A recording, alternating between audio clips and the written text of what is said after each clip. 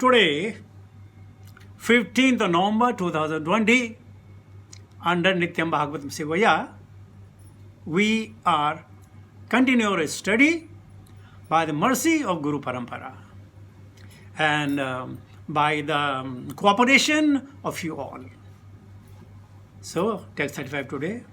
Om Namo Bhagavate Vasudevaya. Om Namo Bhagavate Vasudevaya. Om Namo Bhagavate Vasudevaya.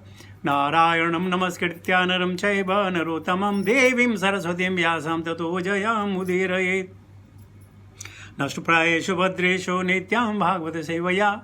Bhagavati Uttama Shloke Bhaktir Bhavati Naishtuki. Hare Krishna. 35. Rupam Tatvetan Anudrishtatmamanam Durdarshanam Deva Yadvaratmakam Chandamsi Yasya Tvachibahiromashva Avajadrishe Tvangrishu Chatruhutram. Rupam, form. Tava, yours. Etat, this. Nanu, part. Duskreta Atmanam, of the soul who are simply miscreants. Dudarshanam, very difficult to see. Deva, O Lord. Yat, that. Adhvara Atmakam, worshipable by performance of sacrifice. Chandam, say, the Gayatri Mantra and others. Yasasya, whose. Tvachi, touch of skin. Barahihi, sacred grass called kusha. Romasho, hair on the body. Ajyam, clarified butter. Drashi, in the eyes. Tu, also. Angrisho, on the four legs. Chatuhu hotram, four kinds of fruitive activities. Translation and purport by His Divine Grace, Bhakti Vedanta Swami Srila Prabhupada. Srila Prabhupada ki jai. O Lord, your form is worshipable by performance of sacrifice. But souls who are simply miscreants are unable to see it. All the Vedic hymns, Gayatri and others are in the touch of your skin. In your bodily hairs is the kusha grass. In your eyes is the clarified butter. And in your four legs are the four kinds of fruitive activities.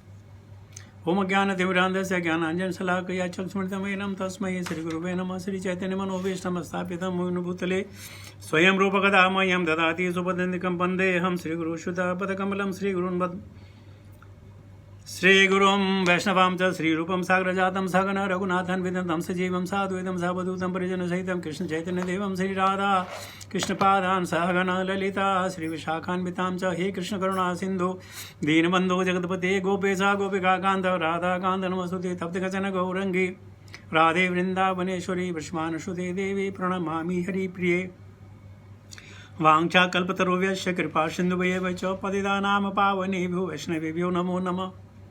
जय श्री कृष्ण चैतन्य प्रभु नित्यानंद श्री अद्वैत गदाधर श्रीवासादि गौर भक्त वृंद हरे कृष्ण कृष्ण कृष्ण हरे हरे हरे राम राम राम हरे हरे नमो विष्णुपादाय कृष्ण विष्णाय भूतले श्रीमते जयपताका स्वामी नित्य नामने नमः आचार्य पादाय नेताय कृपा वरदाय गौर गदाधमदाय नगर ग्राम ताणे नमो विष्णुपादाय कृष्ण विष्णाय भूतले श्रीमते भक्ति वेदांत स्वामी नित्य नामने नमस्ते सारस्वती देवे गौरवाणी प्रचारिणी निर्विशेष शून्यवादी पाश्चात्य देश तारिणे जय श्री कृष्ण चैतन्य प्रभु नित्यानंदा श्री अद्वैत गदाधर श्रीवासादि गौर भक्त वृंद हरे कृष्ण कृष्ण कृष्ण हरे हरे हरे राम राम राम हरे हरे रूपम तवेतन्ननु दुष्कृत आत्मनां दूरदर्शनं देवयदध्वरात्मकं छन्दांसि यस्य त्वचे वर्हि रोमशो आजयं दृशितु अंग्रिशो चातुर्होत्रम् So, the conversation between Vidura and great sage Maitreya is going on, and is revealing what are the discussion, what were the feelings of the great rishi they have assembled, including Brahma, about the Supreme Personal Godhead. Now, who can tell about the God? Only those who have seen it and those who have known. Otherwise, how you ask somebody in the street, tell me about Krishna, how can he say anything? And then we say, oh, he doesn't know anything. Well, he doesn't know anything, he doesn't know anything. But those who know, they can describe beautifully, like Sachitananda Rupaya Vishwa Utpatyadi Hetave Tapatra Vinashaya Sri Krishnaya Vayam Namaha. Only 2 lines describing Krishna in totality. I don't want to explain this, otherwise it will be Sabd Bheda or subject Bheda we call it. So beautiful Krishna is. So he's saying that your form is worshipable. How? By sacrifice. And what are the sacrifice? Hymns, proper hymns, adequate hymns written in the praises of the Lord. You see? Let us say there is a king. He is in front of you. And you tell him, oi, oi, will he look upon you? No. But you tell, your majesty, can I talk to you? He will definitely look at you. So simply calling, way, way, hey, suno, suno, is not going to help. So in order to invite the attention of the Lord, you have to sing the prayers of Brahma Samhita, Purusha Sukta, or the prayers of Queen Kunti, or prayers of Gajendra, or prayers of Vratasura, so many prayers of the prayers of Uddhava. Then you can invite the attention of the Lord. Otherwise not. So he says, you are worshipable by the performance of sacrifice. And sacrifice are mentioned in the Vedas. And source of the Veda is Krishna. We know the breath is Veda, the Krishna that exhale and inhale. And Brahma, he inhaled the breath of the Lord, and he became the knower of the Veda. And we in turn, million times down to the earth, heard it from Srila Prabhupada in his writings, and we can also read some slokas and can understand a little purpose and the goal of life. As I was saying yesterday, because it is Apaurushaya. But then they are qualifying it. But souls, here they are not saying the demons, right? They are saying, but the souls who are simply miscreants are unable to see it. Here they are not saying the demon. It could be anybody. Even in the midst of the Devas, there may be miscreants. And even in the midst of the Danavas, there could be devotee like Prahlad and so many other things. Or the Bali. Or up to some extent Banasura. But he said those who are simply miscreants. And what does the miscreant mean over here? Not accepting the authority of Krishna. Not accepting him as the Lord, the provider or the maintainer and inhalator of everything. The cause of all causes. Those who deny, they are called miscreants. They are unable to see. They can't see. Naham prakasa sarvasaha moha maya samabritaha mudhoyam na vijanati mam evaye param abhyayam. And by the way, we are also duskritinaha. We are also miscreants. We remember Krishna. Today I was talking to one of very old friend of mine. He's saying, I want to dedicate my life for Krishna. Fully I want to dedicate my life for Krishna. But I don't want to accept any guru. But he said, but If you become my guru, I'll accept as my guru. I said, look, first of all, there is not only one guru. There are millions of Siksha Guru. You have to have the faith on them. And once you have the faith, then Chaitya Guru within will send you the Guru at your home, at your words. Don't worry about it. He said, no, I don't believe anybody. I said, do you believe Shastras? Yes, yes. I said, then Krishna says, Acharya mam bijanami. The Acharyas know that I am the Acharyas, I am in the Acharyas, or Acharya is me. He said, no, no, no. No. Only if you want to become my guru. I said, I don't think I can become a guru. But of course, I can become a guru. Do you know the difference between the guru and guru? The guru, he who guides. And guru is a cow. Means a village animal or a wild animal. So I can term myself as guru, but not guru. Now people they want to dedicate their life. He says, all the property I have got, I'll give everything. I said, to whom? Whom you trust? And I said, where is in Bhagavad Gita written that you give all your property to me? Krishna says, Mai arpita mana buddhi. You invest your mind and intelligence into me. That's what he wants. He doesn't want your the prosperity. Out of a prosperity, he said, no. Give me patram pusma phalam, only 4 things. I don't want anything that you have acquired, you have gained, you have amassed about it. Don't do that. See, at the one point of time, we want to become a devotee of Krishna. At the same very moment, we deny the instruction of Krishna. So it means what? The process becomes very, very long. What long? Aneka janma samsiddhim. There are ajnana sukriti, no doubt about it. But it may take some many, many births. Infinite. This is the problem, even including us.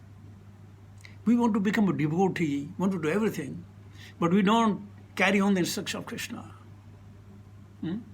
Furthermore, all the Vedic hymns and Gayatri and others are in the touch of your skin. They are part of Krishna.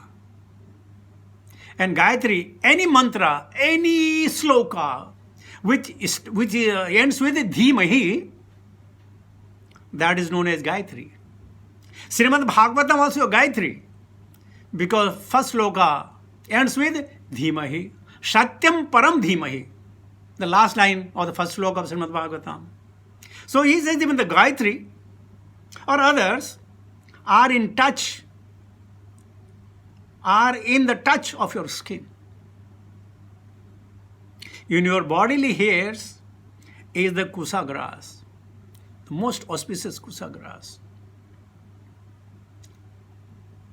In the old age, the sadhu and santas, they'll cut the kusa grass and they'll sit on the top of it. The beauty of the kusa grass is any ants, any creature cannot crawl over it. That's the beauty of kusa grass. So the sage and santas, they will sit tight on the kusa grass. They know not even what to talk of snake, even any ants, they won't crawl over that kusa grass. And he says, your bodily hair is the kusa grass. We are trying to understand who Krishna is. Everything emanates from Krishna. Everything emanates from Krishna. And which does not emanate from Krishna does not exist at all. Maybe good or bad. Whether the nectar or the poison, everything has come from Krishna. Dharma and adharma have come from Krishna. Dharma have come from the first side of the Krishna, adharma come from the back side of Krishna. So everything that you can see, you can imagine, you can feel, you can think, everything is energy of Krishna. And says your eyes is the clarified butter. And eyes are meant for clarified butter. And what are they meant for? Oblation. So with the eyes, you can pour the oblation by looking, admiring the Vigraha of the Lord. or admiring, adoring the Srimad Bhagavatam is spoken by him or is spoken about him. So this butter is meant for the sacrifice. So with these eyes, whenever you read these slokas, you are doing a great sacrifice. And in your legs and in your forelegs are the 4 kinds of fruitive activities. Dharma, Artha, Kama and Moksha. They are all fruitive activities. Let us say Prabhupada is going to speak so much. There is a class of miscreants who are known in the words of Bhagavad Gita as a Vedavadi, or so-called strict follower of Vedas. Believe me or not, I know many Vedantists, and they don't believe in Krishna at all. These words are more than enough. You don't have to figure it out. You don't have to give it a shape. You don't have to do anything. And Vedavadi means always arguing. And the main purpose of the Vedavadis is that I have to defeat others. They are the only aim. I am so knowledgeable. I bartered so many slokas of Rigasama, Yajur, Athar, Vedas. I should be able to defeat it. Vedavadi, arguing. The egg came first or the hen came first. And they can quote many slokas. And when somebody asked this question to Srila Prabhupada, Prabhupada laughed at them. And he said, you fools, everything came out simultaneously. What's the problem? Simultaneously. And they wouldn't believe. And Prabhupada laughed. You have an ill intelligence. You cannot understand. Why God has to put everything in sequence? No. Everything all of in a proper proportion, and then it takes its own course. So they are known as Vedavadi. Prabhupada is quoting the sloka. We'll come to that first. They do not believe in the incarnation of the Lord. They don't believe. He said, why would Lord will come? Why would the Lord will come if at all there is a Lord? He wouldn't come. What do you speak of the Lord incarnation as a worshipable hog? Then how can they say that Krishna came as a hog, boar incarnation or fish incarnation, and they make mockery of the people who say like this? They say, you're a fool, read the Vedas. And they do not know who the originator of the Vedas, who the originator of the Vedas. They don't know. They don't believe at all. But they are very good at mimicry. They are very good at laughing and making fun of you. They are very good at it. And you know what? They might quote some slokas from the Shastra. Now, every sloka that is in the Shastra, it has some precedings. It is not just all of a sudden it come. If you read one sloka of Bhagavad Gita or half sloka of Bhagavad Gita, we had our Vasugnath Prabhuji. Their sampradaya is only 1/4 of the sloka. Gayatri Chandasaham, and that's called Gayatri Parvar. Just 1/4 of the sloka. And they have got millions of followers around the world. So just one is not enough. Half is not enough. The essence must be there. I can quote an example. Let us say, if you tell somebody, hey, close the door. Now, why the door should be closed? There must be some definite reason. Otherwise, door is meant to keep open so that people come and go. Now, they just say, Krishna says, I don't have the material form. And he is absolutely right. And they think if you are saying that God, and he himself says, I don't material form, then why are you worshipping him? Are you wasting your time or not? Now what to tell them? He is right, he doesn't have the material form like me. He doesn't have the form. He doesn't have the nostril to smell and to mouth to eat. If I don't eat, I will dehydrate and die. He doesn't do that. So they say, Krishna has said, I have no form. I am without form. And everybody is absolutely right. But then you don't have to read one sloka. You don't have to read one chapter. You don't have to read even one book. You have to read complete Siddhanta. Or until you are expert in Siddhanta, any sloka even from Srimad Bhagavatam take you for the ride. It can take you for the ride. Yeah. Long back, there is a devotee, initiated devotee, and we came to know that he is eating eggs. We become disheartened. We called him, Prabhu, what is this nonsense? He said, what nonsense? You are eating eggs? I'm going to say, so what? But it is forbidden. He said, so many Bhagavad Gita. So the slogan Bhagavad Gita. So the slogan Srimad Bhagavatam. Where is it written? Do not eat eggs. And I don't know, he got some reference from somewhere. I think from Scientific Journal, something like that. That the eggs are vegetable. Now tell me, what do we do? Pull our hairs? Slap our own self? They don't know the Siddhanta.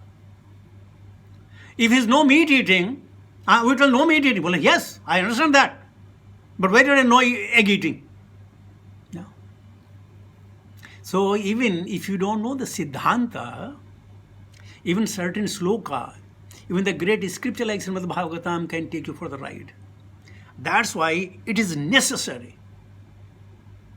It is obligatory that you seek a shelter of a Vaishnava Guru. Learn from him the art. Without that, you may think that you are a devotee. I may think I'm a preacher, but that may not be the case until you know the complete Siddhanta. So this what? How would they accept purposes? How would they accept hog as a worshipable? They describe worship of the different forms or incarnation of the Lord as anthropomorphism. In the estimation of Srimad Bhagavatam, these men are miscreants. Again I say, those who don't believe about Krishna, his energies, his karma, his guna, his leelas. And Srimad Bhagavad Gita says 7.15. What is 7.15? Namam dusrinatra mudha prabhadhante naradhama maya pratagyanam asuram bhavam asrita. Those miscreants who are grossly foolish, who are lowest among mankind, whose knowledge is stolen by illusion, and who partake of the atheistic nature of demons, do not surrender unto me. They are called, Prabhupada says, they are called not only the miscreants, but also fools and the lowest of mankind. It is said that their knowledge has been plundered by illusion due to their atheistic temperament. For such condemned person, the Lord's incarnation as the gigantic hog is invisible. These strict followers of the Vedas who despise the eternal forms of the Lord may know from Srimad Bhagavatam that such incarnations are personified forms of the Vedas. You see, they not believe in the hog. They not believe in the fish. But you know what? They can believe in so many other gods, those who have surfaced for the last 100 years or maybe 80 years in Bharatvarsha. So many gods. So many gods. They can believe them. Why they are believing them? Because millions of people are going for their darshan. That's why he's a god. Otherwise not. What to do?